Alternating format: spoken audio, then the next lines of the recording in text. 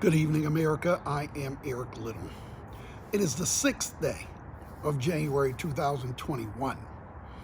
It is day 1448 of the pathetic Trump administration. Just 14 days, 2 weeks from today, to the inauguration of Joe Biden. It has been 64 days since the election and 60 days since the election was called for Joe Biden. I'm near my home in Southern California this evening, and this is the plain truth.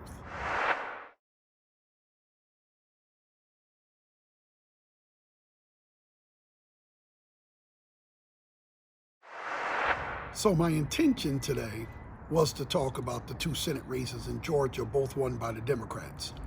It is about 5 o'clock Eastern at the time of this broadcast. The races have been already called for Ossoff and for Warnock, so that part of the day is done. The Democrats will have control of the House, as future President Harris will be the tie-breaking vote. Now, having said all that, let's talk about basically the insurrection, the attempted overthrow of democracy that's going on in Washington, D.C. right now. I'm not going to get into the Capitol Police and why they weren't ready for this, because Trump has been signaling this for 5 years. It's nothing short of a coup attempt. Like people say, bloodless coup. Well, there's blood now, because some lady got shot. A couple of Capitol DC police have been injured. One is in a hospital. I want to make sure that I say this on the record, because there'll be an attempt to try to walk away from this by the Republicans who stirred this nonsense. And this is Ted Cruz and Josh Hawley and all these people objecting to something that's supposed to be pro forma. I just want you to understand this.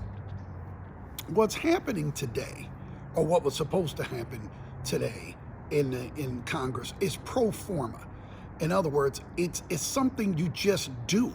It's not controversial. They were talking to Claire McCaskill. She was a senator from Missouri, and they asked her about when she was in Congress, how's this supposed to go? She said, I don't even remember it.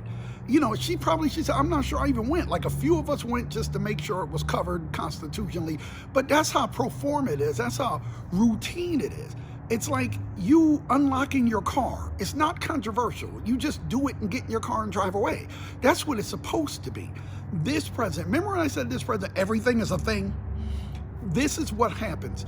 This is what he's been stoking for 5 years. It's not a surprise. It was inevitable. Today was inevitable.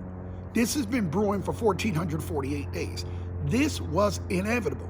From the time he's talking about the election was stolen, all this nonsense, he's been ginning up all this to make money. These MAGA hat-wearing idiots don't realize it's a grift. He's doing this to make money. He's raised over $330 million on you idiots sending him money to supposedly overturn the election that it can't be overturned. It's already done. The Electoral College already certified it. Today is just a reading of results. Try to think of it like the Oscars. The guy who opens the envelope, he just reads the result. The Academy decided who won Best Picture, not you. You open the envelope, the Best Picture is Moonlight. That's it. You don't say, well, I don't care what they hate Moonlight, I'm voting for this picture. It doesn't work like that. It's already been certified. Mike Pence's job today was literally to read what's in the envelope. That's it. They do this every 4 years. Like, people say, well, I don't remember the Electoral College meeting. I don't remember this Board of Canvassers, and I don't remember, this joint session, because it's normally not controversial. It's normally something you just do. You show up, they say the names of the states, any objection, nobody says anything. He says it's now certified, Vice President signs it, and everybody goes home. It takes 5 minutes, normally.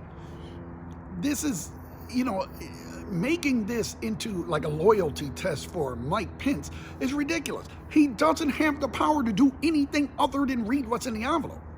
So I just want to be clear, what you're watching is a coup attempt. There's no other way to put that. It's a coup attempt on the United States. Now, the Capitol Police and the National Guard seem to are starting to get this a little bit under control.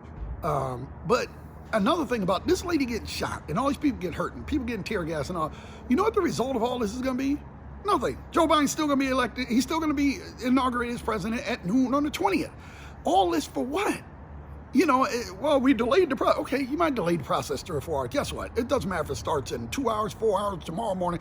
They're still going to do it because they're constitutionally mandated to do it. They don't care. It doesn't. The Constitution doesn't have to be there. They've done it before in different places. They could go down to the post office and do it. It doesn't matter. It has to be done. It's going to be done. This is a exercise in futility. A lady's now laying in the hospital. She's been shot. And for what? Nothing is going to change. Nothing he says is going to change anything. Nothing he does is going to change anything. It doesn't matter what you say. It doesn't matter who you try to investigate. This is done. So you MAGA hat wearing morons, go home. All you're doing is causing a bunch of mayhem and chaos. You're costing taxpayers, which would be you too if you didn't know that, a bunch of money on overtime for cops, where at the end of the day, 2 weeks from now, Joe Biden's still going to be president. I guess 100% guaranteed. There's nothing that can be done about that. So, you know, this is where we are in America now. It looks like a third world country, but this is where we are. I've heard commentator after commentator today say that they couldn't believe this was happening in the United States. I can't believe it didn't happen sooner. This was inevitable. It was only a matter of time. You can't keep saying this over and over and have millions of people that believe you enough to send you money they don't have in the middle of a pandemic, by the way. You had to know this was coming. So some things are going to have to change. Donald Trump's going to have to be impeached. I know they said 14 days. I don't care if it's after he left. He still has to be impeached because he needs to be prevented from running again. We need to strengthen the laws. We need to strengthen sedition penalties so that this can never happen again. And that is the plain truth, as I see it. And I am Eric Little. Good night.